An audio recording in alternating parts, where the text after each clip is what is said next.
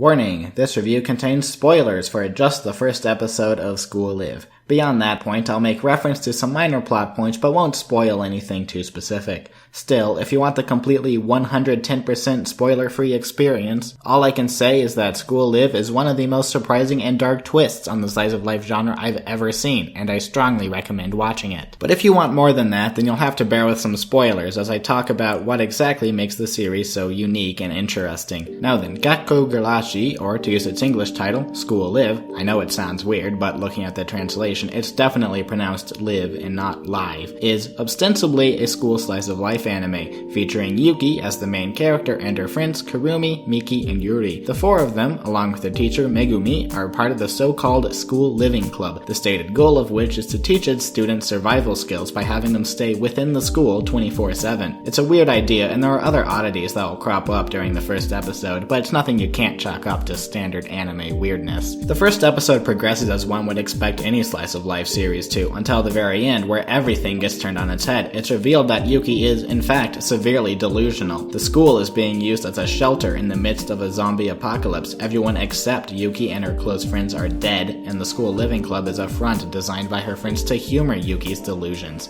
Heavy stuff. So we have a series that is decidedly split between two genres, horror and slice of life. But what is truly incredible is how well the series manages to mix what may be the two most incompatible genres in anime. It's important to understand that School Live is neither a slice of life with horror undertones nor a horror with slice of life undertones. It's firmly a slice of life horror series, with each genre getting an equal amount of attention, complementing and subverting each other in all the right ways. The horror aspects provide a persistent tension to the slice of life scenes, keeping things from getting dull, and the slice of life aspects provide a much needed break from the tension of the horror scenes. The group is willing to put in the effort it takes to keep Yuki sheltered because her delusional optimism and eagerness is the only thing keeping them sane. While most of the group worries constantly about maintaining barricades and rationing their dwindling supplies, Yuki's only concern is making enough memories to fill her graduation album. Yuki seems to know exactly when the situation is particularly bleak and is always able to come up with some new activity to keep everyone entertained. The group tends to rely on Yuki even more than Yuki relies on the group. In dangerous situations, Yuki is often granted just enough lucidity to survive on her own, but it's hard to say what the rest of the group would be like without Yuki. They may be surviving, but without the relief of her slice of life antics, it would be a dreary and depressing life hardly worth living, and definitely not worth watching in an anime. There's a common theme throughout the show discussing the difference between merely surviving and actually living. Suddenly, slice of life doesn't seem like such an awkward dance partner for horror.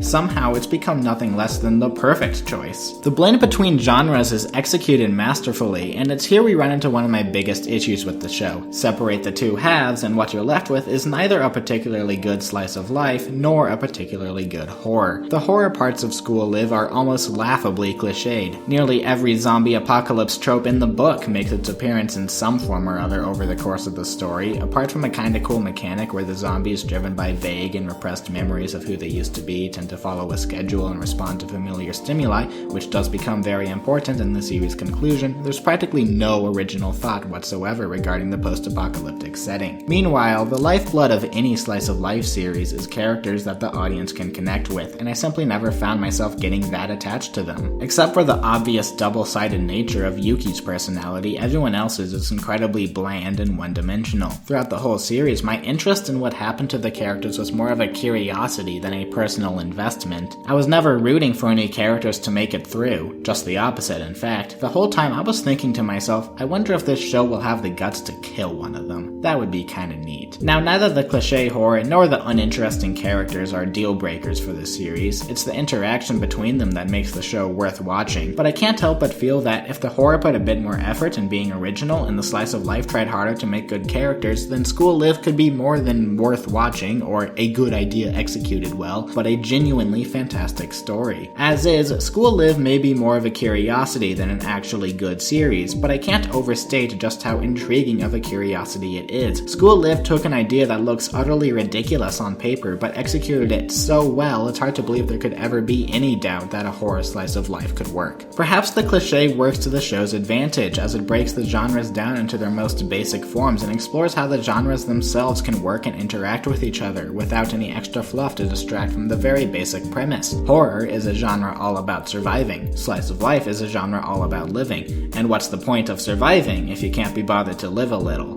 Thanks for watching.